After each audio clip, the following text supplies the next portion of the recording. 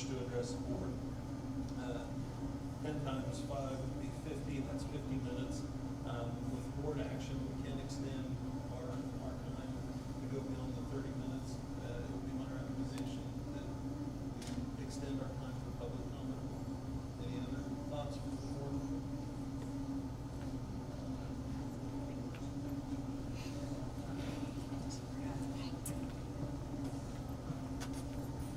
Great. It's been moved by Becky, seconded by Kelly. Any further discussion? Since it's not on our agenda, Kate, can you do a roll call vote, please? Sorry, Becky. Yes. Opposed? Yes.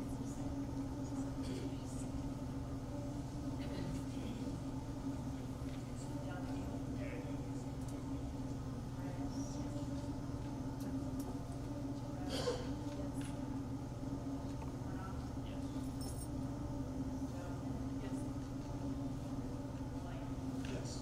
Motion carries. We've amended our rules for this meeting. The next item before we proceed into public comment, the role of the board on personnel matters. If it ever gets escalated to the board level, we need to go into that unbiased. Because of that, for anybody wishing to make public comment this evening, please keep your comments positive. The board is able to hear any positive public comments pertaining to a staff member. If it is a negative public comment, we would ask that you not share that with the board, because that can bias the board should it get put to a position where a matter is brought to front of us. So out of respect for the staff, please keep things positive. With that, we'll move forward into public comment. Sean Boyd, we have you up first. Please come forward. I guess the live feed sound is not working for some reason. It's the feed. My name is Sean Boyd, SHAWNBOYD. First, I have a letter that I'd like to present to Dr. Jonas, and I will also email this to you. And it is my request pursuant to Nebraska Public Records State Statute 84-7-7112 for emails from 3 different individuals.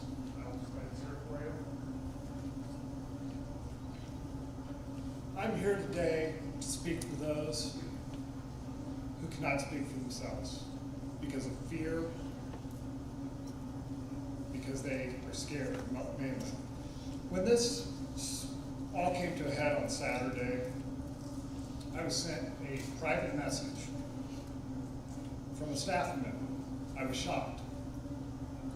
And I asked the staff member if I could share her words with the public and the board, and that person said yes. What was driven me? I've been debating on whether or not I share any of this with anyone, and maybe it's all info you already know. Please, please, keep this anonymous. I do not want my name attached to this because I cannot afford to lose my job. The situation with Mr. Garrison is about much more than just a book. It's about admin who are bullying teachers and dishing out retaliation to any teacher who questions them or stands up to them. The written reprimand he was given is standard protocol for GPS. You would be shocked at the amount of teachers who have at least one, if not multiple, of these in their files, which is not normal for most school districts, Most school districts only use this process for various, very serious issues.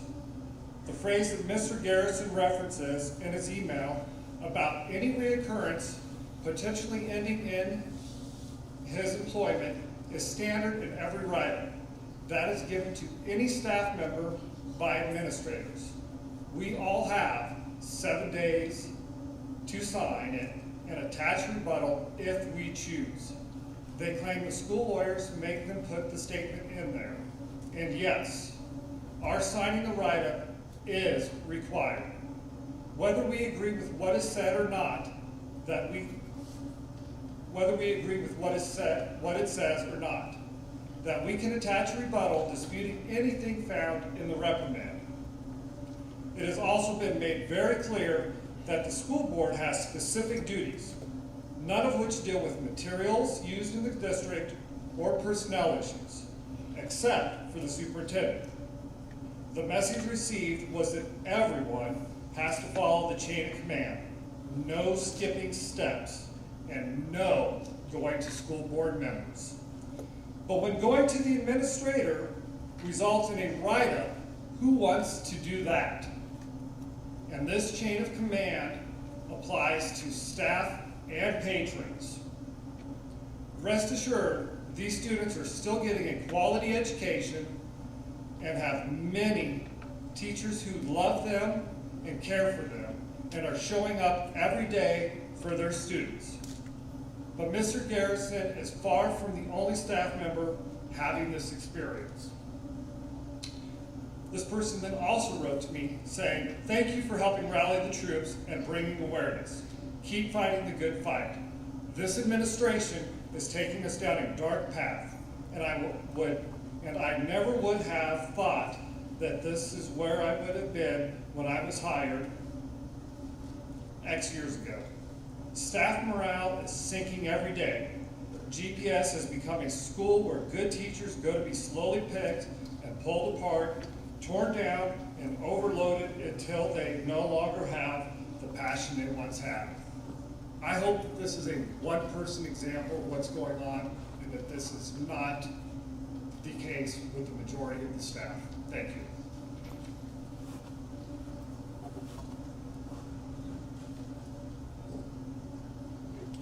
Okay, our next speaker is Richard Rista.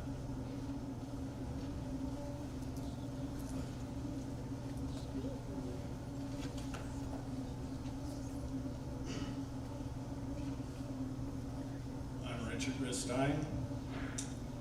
The quality of schools' education is based upon the quality of the curriculum. The state has a rating of 1 through 10 of what they call green curriculum. CTLA, that schools around here use, is one of the lower ones.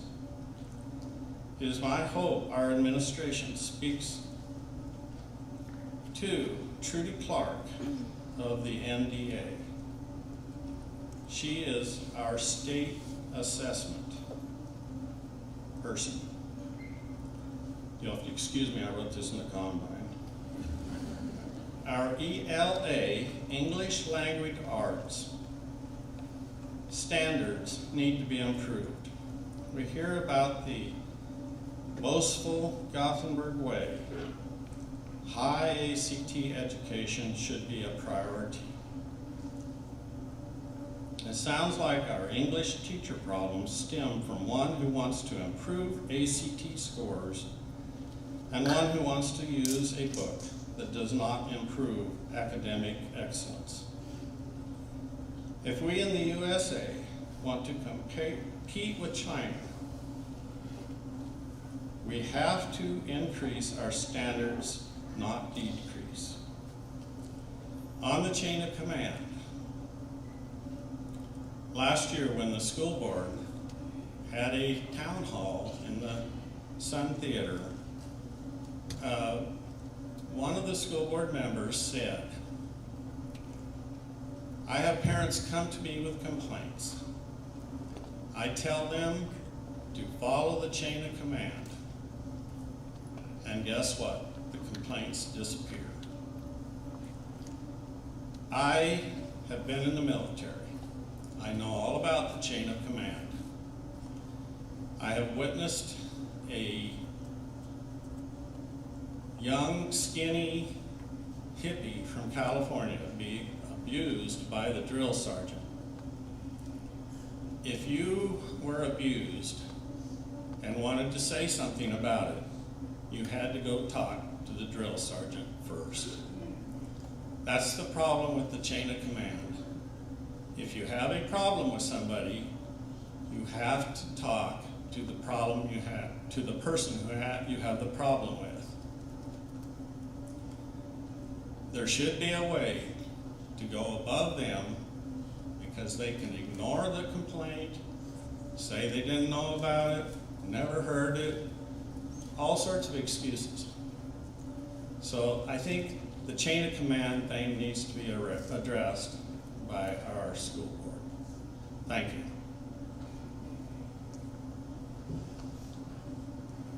All right, our next speaker is Caden Smith.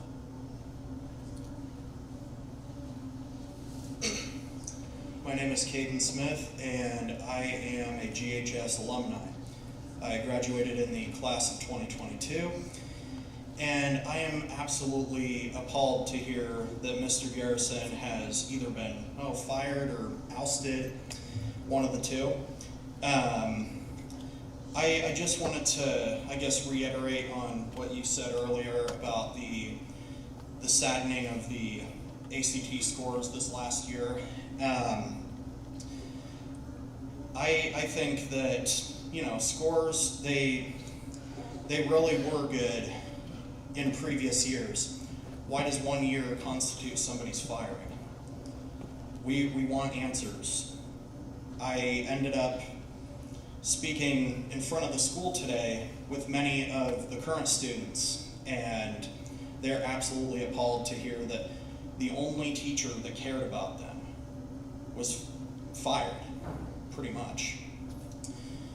I would also like to say that during times of hardship, every time I've talked to Mr. Garrison, he's always comforted me, and he's always comforted other students. So why are we here just getting rid of him here? That's pretty much all I have to say.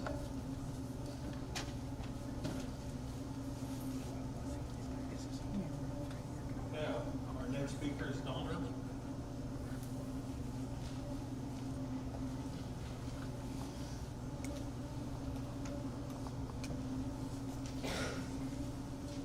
My name is Dawn Irvin. You give us an inch and you take a mile. I've attended more of these meetings than our two newest board members. I'm fairly certain I've attended more State Board of Ed meetings than any of you seated at these tables. I've learned a lot, I've watched a lot, I've heard a lot. It took over 2 years to create a document that was currently being taught after parents requested it. 2 years to get a summary of health and sex ed curriculum, not materials. You give an inch and take a mile. You install vape detectors in the school to help kids feel safe on campus. You tell us in these meetings that it's making a difference. But we've heard from Mr. Jonas, or Mrs. Jonas and Mr. Riker, that you can't do anything. You can't prove when kids have vaped. You can't get rid of the vapes. And eventually a conversation happens, but that's the extent of it. I talk to kids themselves and no one feels safer. It's a joke and they all know it. You started videoing public meetings, congratulations. But when it is inconvenient and you're afraid of parents reading aloud to a room full of adults from a book that is being put into the hands of our 15-year-olds by a teacher, it's not just randomly available in the library. You turn off the video because that would be offensive and you are afraid of the transparency. You give an inch and you take a mile. You say parents need to follow the chain of command and then report that few are doing so. I have personally heard from 3 different parents from last month's meeting that they followed the chain of command and some didn't hear back. Last month, Mrs. Jonas reported only 2 had sent emails. Show me how this chain of command works. You give an inch and take a mile. Speaking of chain of command, you report to the community test scores and are standing in the state of Nebraska, neither of which are all that great. You have a teacher who has worked hard for years to help students achieve as high as possible to help them succeed in college or the workforce. My son took the test twice, not for college, but just to get into Mr. Garrison's class. He's a valued teacher, and he has seen success in his education endeavors with the students, but it goes so far beyond that. He's a teacher who cares for his students. He offers a safe place and doesn't hand them garbage to read and devote their minds. He speaks truth and compassion into their lives. You still want to tell me teachers aren't afraid to speak up? You give an inch and take a mile. I'm here because we deserve to know what's happening in our schools. Parents reach out to me asking for advice and bringing their concerns because they know I will do something other than sit there quietly and nod my head. You pretend to listen and then do what you want anyways. You say you want to be transparent and then possibly fire the best high school teacher you had because he was trying to be transparent. You give an inch and take a mile.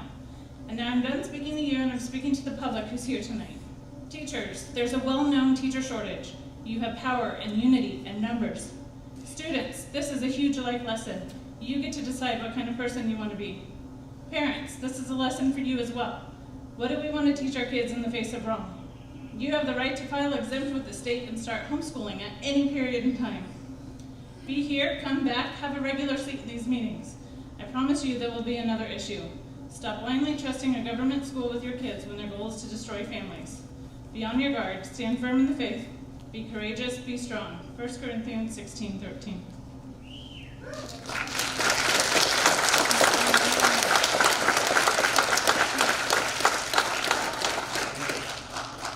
Our next speaker is Linda Butterfield.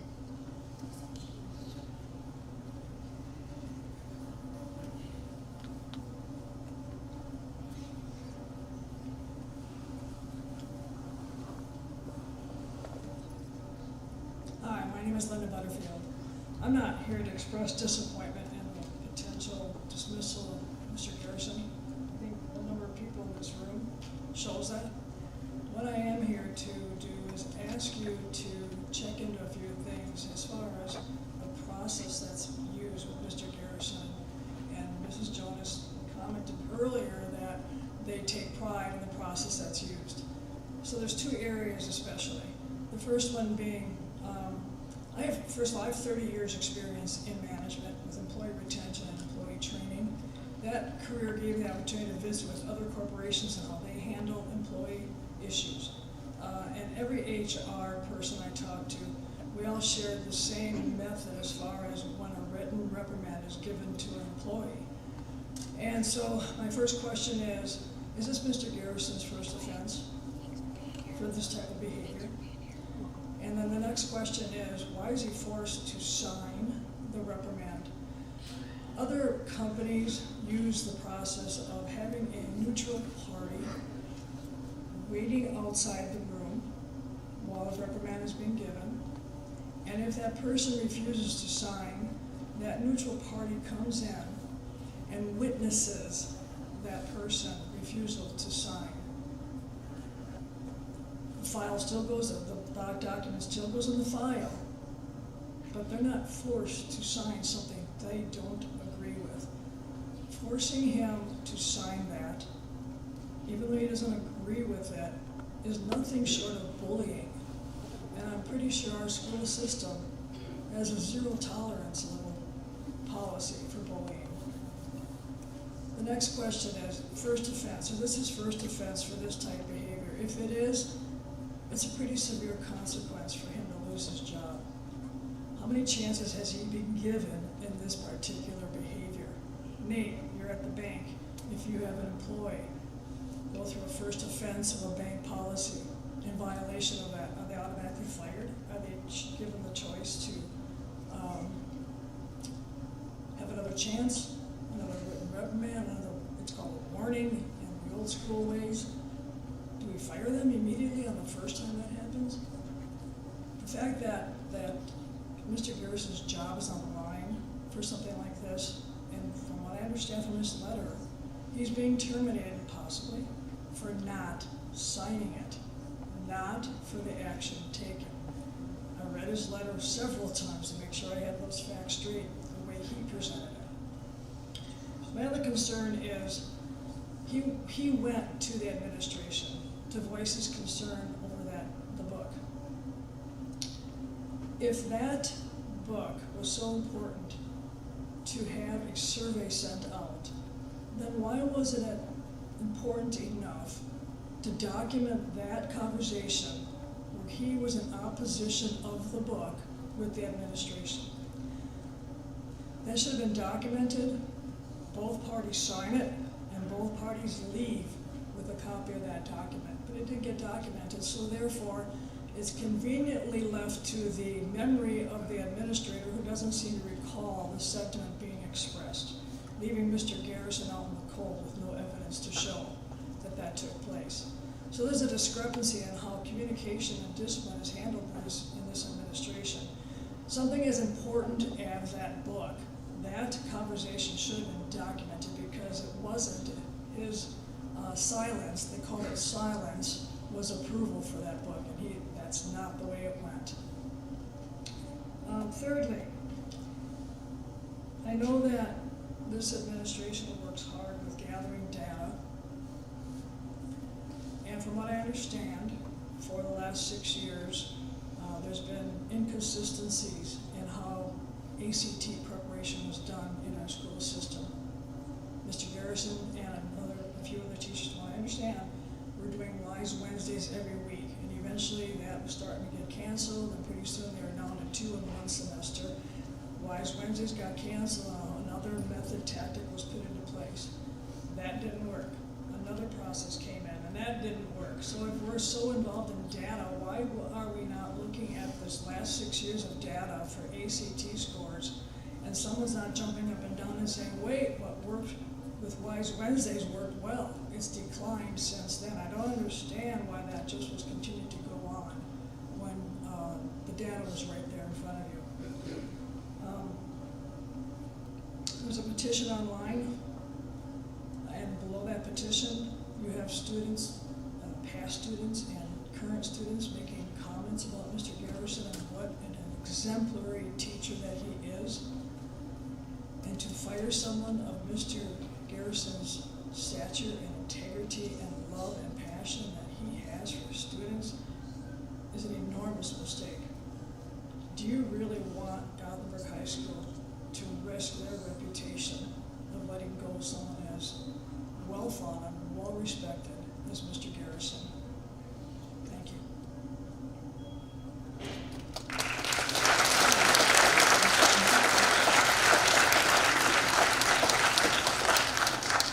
Our next speaker is Christy Crucier.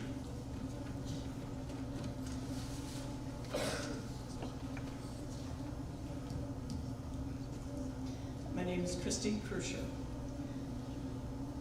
My main question is, what is the true issue tonight? In reality, the issue is not a book. The issue isn't necessarily an email and the distribution of it. The true issue is the fact that the ACT scores in English are not acceptable. Our math and science scores are fine, but the English scores are not. If it wasn't for Mr. Garrison's tutoring, the English scores would have been much lower in the recent past as they have been prior to that. Why are the other English teachers not doing what they should be doing in regards to ACT preparation? Isn't that the purpose of the early outs on Wednesday, that the groups are supposed to meet by subject matter and work on what needs to be done? To me, that should be a very high priority because I know the school puts a lot of emphasis on getting kids to four-year colleges. And the way you get into many four-year colleges, or most of them anymore, is with high ACT scores. It appears that the teachers not doing what they should be doing are the ones who should be reprimanded. At least that's my opinion. But instead, the teacher who is willing to spend his own time helping students is the one that is being punished. Thank you.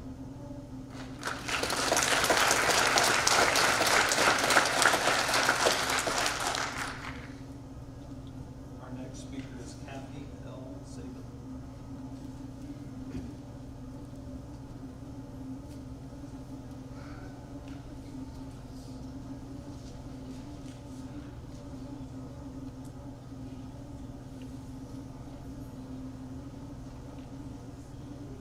My name is Kathy Saban, and I have 3 children in the school, and I just want to say I support their education, and I would like for them to continue to have a voice. And I approve of them speaking their mind this afternoon. Thank you.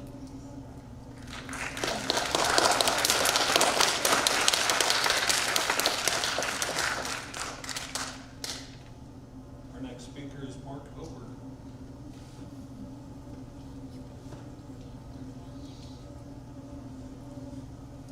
I'm Mark Oberg, and I'd like to thank you for the opportunity to speak here just a little bit. I don't know that I can add a lot more that's been said already. My main reason of being here is to support Mr. Garrison and maybe speak a little bit on the subject matter of a couple classes. I have 2 seniors and a sophomore, and I attend parent-teachers conferences whenever I can with my wife. And Mr. Garrison's a special person. He's a difference maker. And I've employed people on my small farm for many years. I've got some long tenured employees. We don't have a code of conduct such as the school does.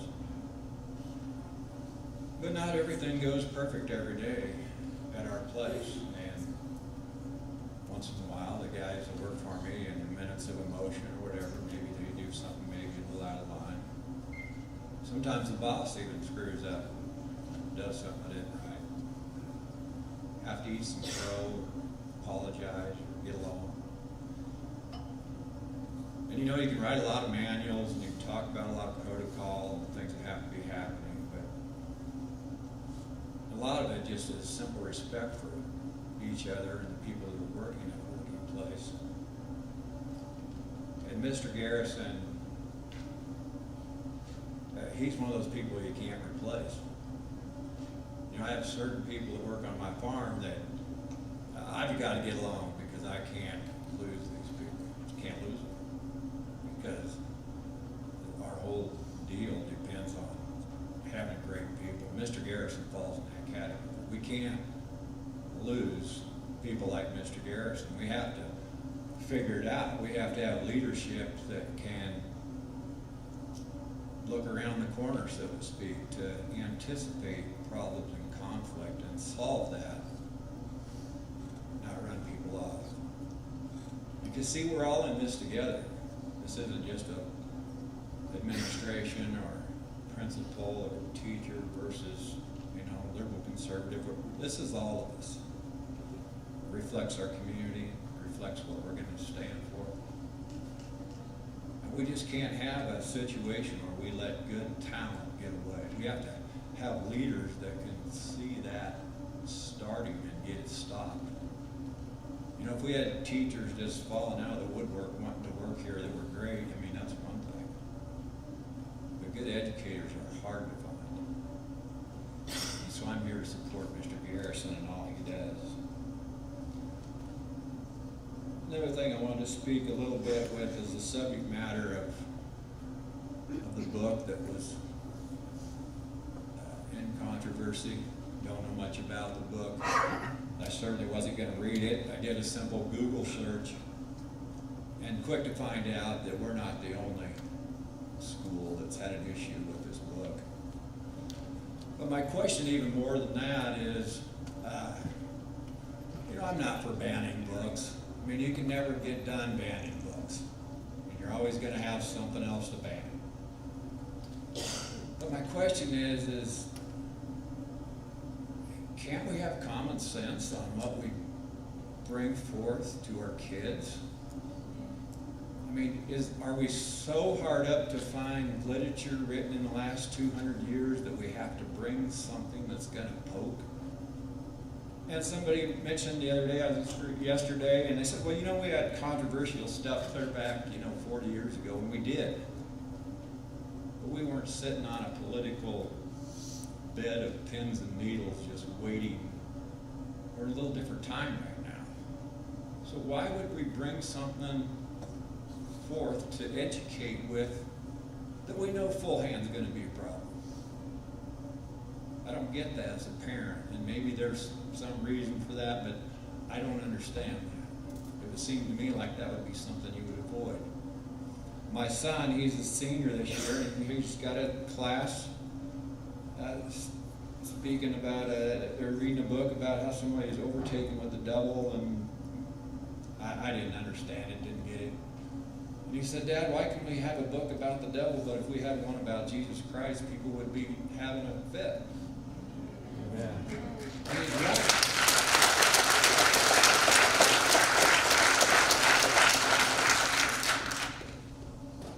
So I know there's a lot of protocol and different things like that I don't understand all that. I'm not involved in the school system and all those things. But golly, it seems like common sense would be something that would solve some of these problems. Why do we got to have stuff in our curriculum that we know is going to irritate people? would seem like we would discuss that with future teachers that were planning on working in our great community. So I don't have a lot to add. A lot of it's been spoken by other people a lot more eloquently than I can, but I'm here to support Mr. Garrison.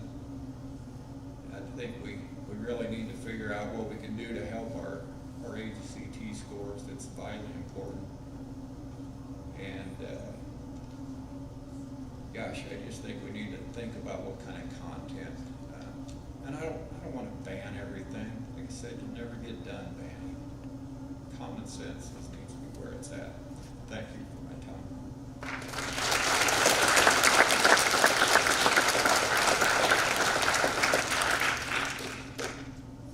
Okay, our next speaker is John Haas.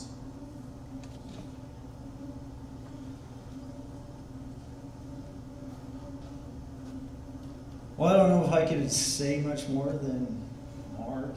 I mean, but I could see that on the general rules that you talk about lewd, obscene, profane, slanderous talk.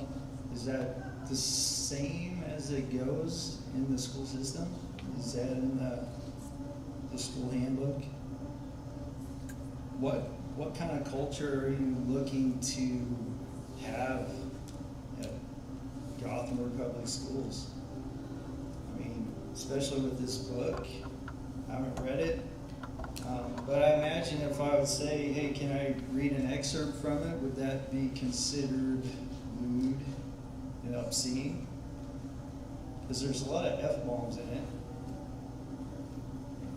And I can imagine that you wouldn't want to hear that. So, and kids get enough of that, and I'm not perfect by any means. But I do like to try not to instill that in my kids. Of what they say, or negative things they say, or lewd things they say. Heck, I have 2 girls that they have no problems with each other. So, I guess in regards, I don't know Mr. Garrison, but the only thing I hear about him is he's a good teacher. But as far as what Mark was saying with the common sense and bringing in books, that there's a lot of different books. I don't even remember this book when I was going to school here. What kind of culture are we trying to promote? Because if you're reading a bunch of F-bombs in that book, it seems to me that you should allow that in school for kids to just run around saying F-bombs.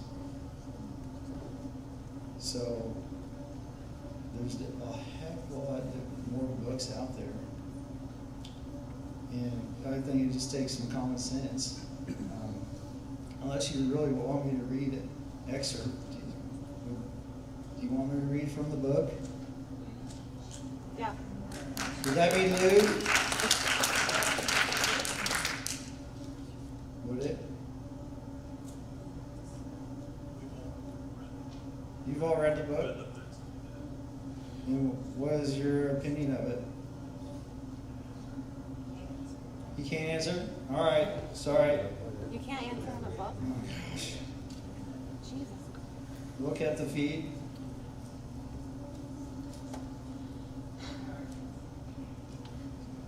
Close your ears. I don't like reading this, you know. I try to not talk like this, but close your ears, I apologize. So maybe I'll just kind of bleep it out. It's effing lame, is what it is.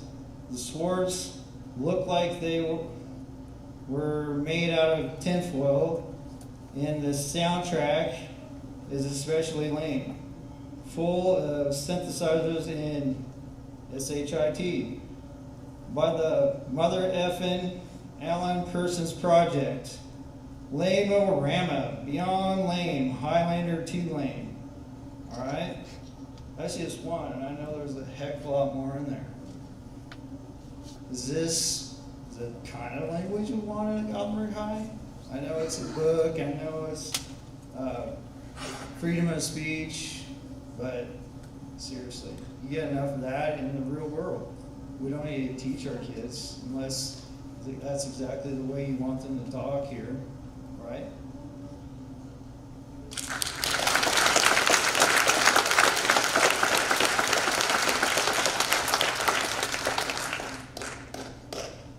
Okay, and our last speaker, Patrick Moore.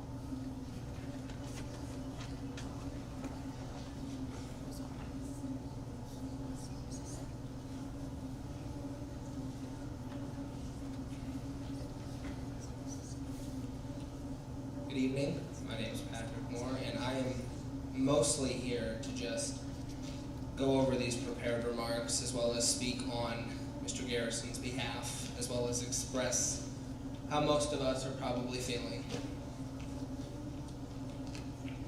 I'd like to begin by extending my deepest and most heartfelt gratitude towards all of you who chose to take time out of your Monday night tonight to come and support one of the best educators to ever grace this broken school. We all know why we are here this evening. We are here because our district's administrators and our board have failed us, failed our students, failed themselves. After reading the email sent out by Jay, Garrison, and Depth, I can say that I'm absolutely appalled that our school has essentially stooped as low as to hinder the learning opportunities presented to students.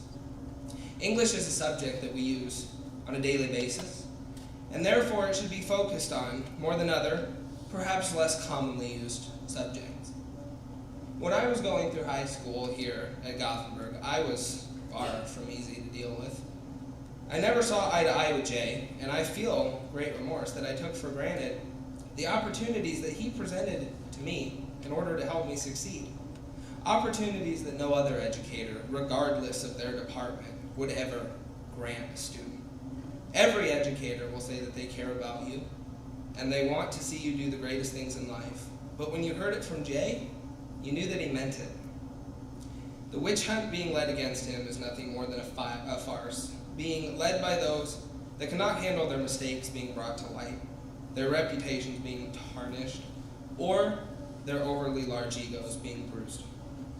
This district has allowed things to be swept under the rug and locked away for far too long. This time they've truly overstepped, forcing anyone, regardless of their position, to sign a gag order and be silenced is an absolute abuse of power on all parts. In short, an ultimatum was the only option that Jay was presented with. It was either sign our gag order or we'll gag you ourselves. I firmly believe that while his actions may have been out of order, Jay is not the one who should be being scrutinized. If our administrators would perhaps look at other educators in the English department, they may find that one certain unnamed educator uses profane words on a daily basis when interacting with their students and offering instruction. They will discover that this educator makes obscene or lewd remarks more than any other educator should be allowed to do. They will also discover that this educator does nothing to further their students' intellectual capacity at all. In short, they bring nothing to the table when it comes to student readiness and development. It is not Jay who should be under fire. It is our administration for their failures in making sure their students receive the best education and learning opportunities. I'll leave you with these final remarks. It both puzzles and appalls me that our board has been allowed to be led by members who may have never been in education and who do not hold a degree in the field at all.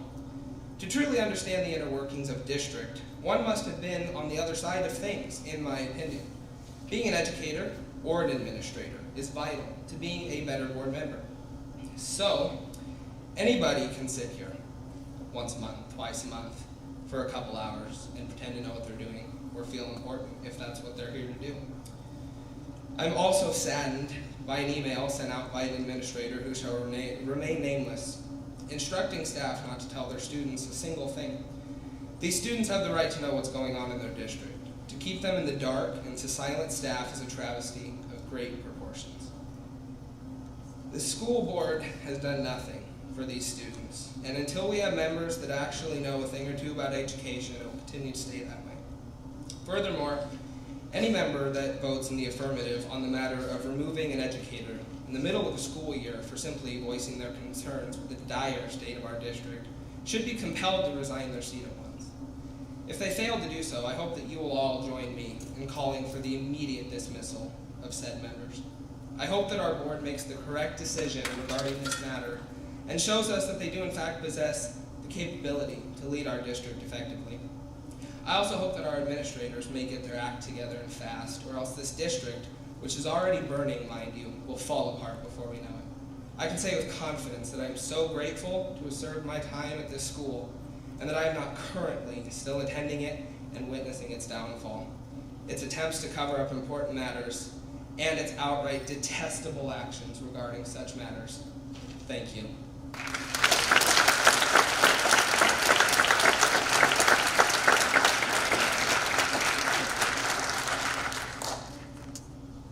That concludes our public participation portion of the agenda. I do want to thank everybody for being here tonight. And for those people that did choose to speak, public speaking is a difficult task. I think it's one of the most feared actions that anybody undertakes. So I do appreciate everybody that did choose to speak tonight. I know that's a challenging endeavor. With that, we're going to move forward with the rest of our agenda, move on to our action items. Our first action item, 4.1, is our consent agenda. Consider a motion to approve the consent agenda as presented. Second. Moved by Kyle and seconded by Becky. Any further discussion? Hearing none, vote please.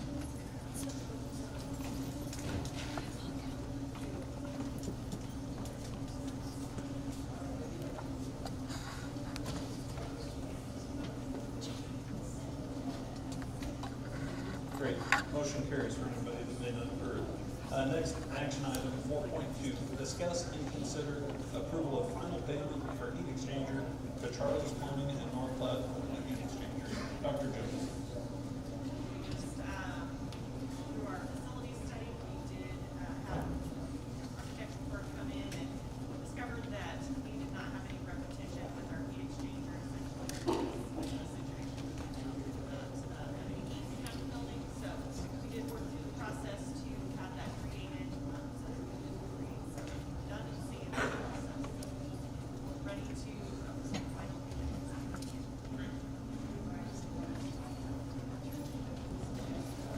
Thank you, Dr. Jones.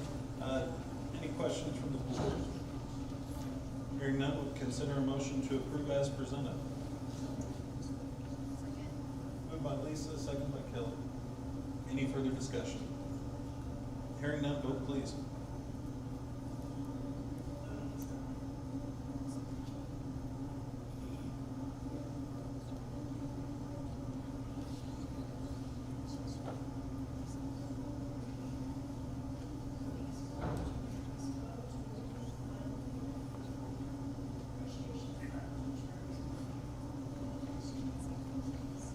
Great.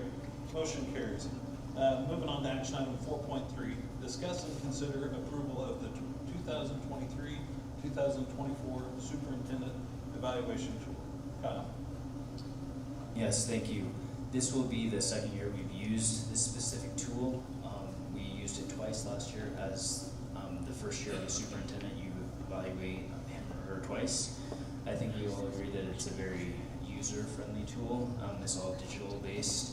It allows each of the 6 of us to evaluate on specific criteria on a numerical scale, as well as providing comments on specific areas of the superintendent's role. It's gone really well for us so far, and I really recommend that we continue using this tool. Great. Any additional comments from the personnel committee? Any questions from the rest of the board? I did sit in on a committee meeting in Kearney regarding this, and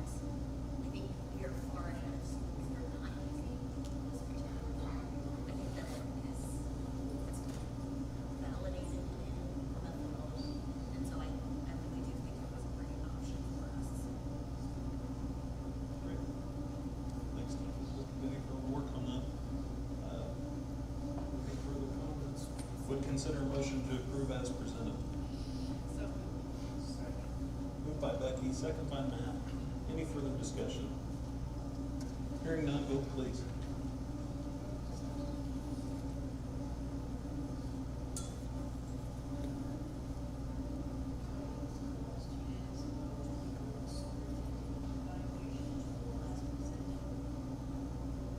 Great. Moving on to our reports. First, Board of Education reports. Kyle, any updates from the Personnel Committee? Personnel committee meeting at the end of the month per NDA or NDE requirements to meet before the November 1 deadline. Basically, kind of exchange schools in the array and set forth what we really want to accomplish this year.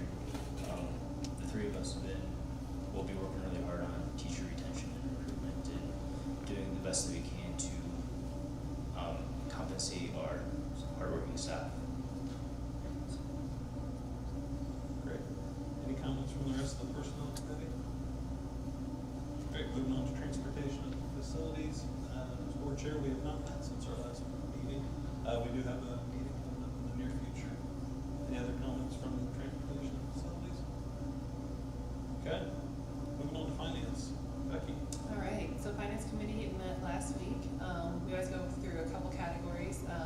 So we started on federal grants. Those are kind of coming in as anticipated. And so we talked about this at our last meeting, that we have shifted our funding to better utilize our ESSER funds. So we're using that with counselor wages and benefits instead of towards HVAC projects. So that just gives us more flexibility in efficiency of using those funds, because then we don't get federal regulations on how we have to govern our HVAC project, which is really ideal, because there can be a lot of inefficiencies because of that. We also, let's see here, we went over revenue, and so that's been kind of right-sized since our last meeting. Our first month of the year, our tax receipts were just a little bit lower than average. This last month they were at or above average. So we only have about a little over 200,000 left to collect between now and the end of the year. The bond fund payment is on track there, so that's exciting. We've been able to speed up getting that bond fund paid over the years due to refinancing and whatnot. Future project planning, so we're hoping to possibly have some, maybe some savings on our HVAC, so we're getting some more information on that. And we went over some audit findings, no monetary implications of that. And then touch on negotiations, so that touches personnel as well. So just kind of talking about what that looks like with a 3% budget cap and the impact on the ability to negotiate. So just some more restrictions and parameters on that. And that about sums up Great. Thank you, Becky. Any other comments from anyone else on finance? Okay, moving on to the Committee on American Civics.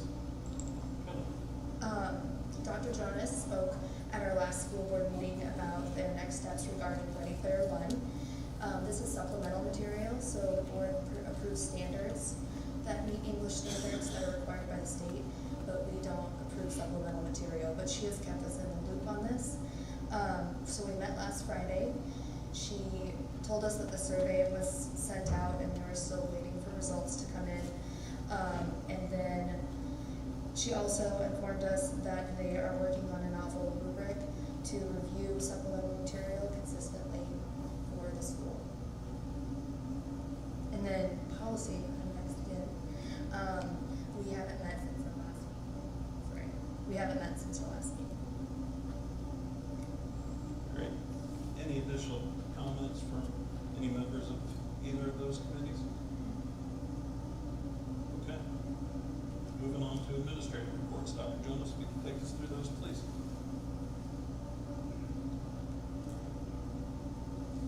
So the administrative reports are available online for review. I know you guys have all read them. They're available for you to review them as well. Due to our format tonight, we're not going to have them come up and read through. Great. Okay. Any questions from the board on any of the administrative reports? Okay. Moving on to our next meeting. It is, what is the date? Second Monday in November?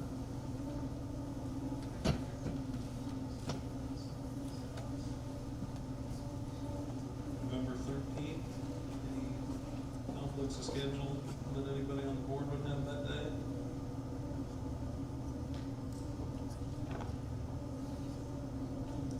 Proposed meeting times? Anyone have?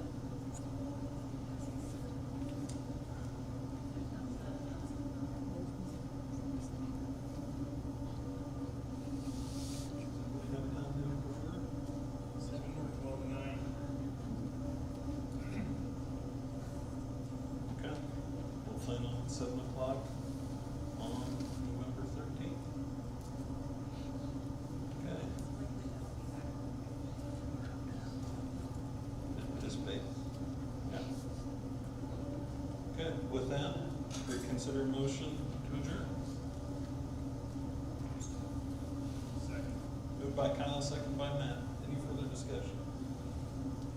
Hearing none, vote please.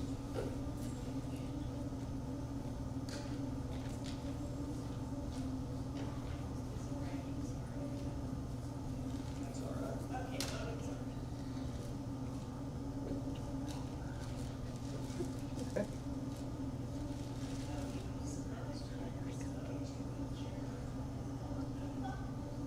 Great. We're adjourned. Again, I thank you to everybody that chose to come participate.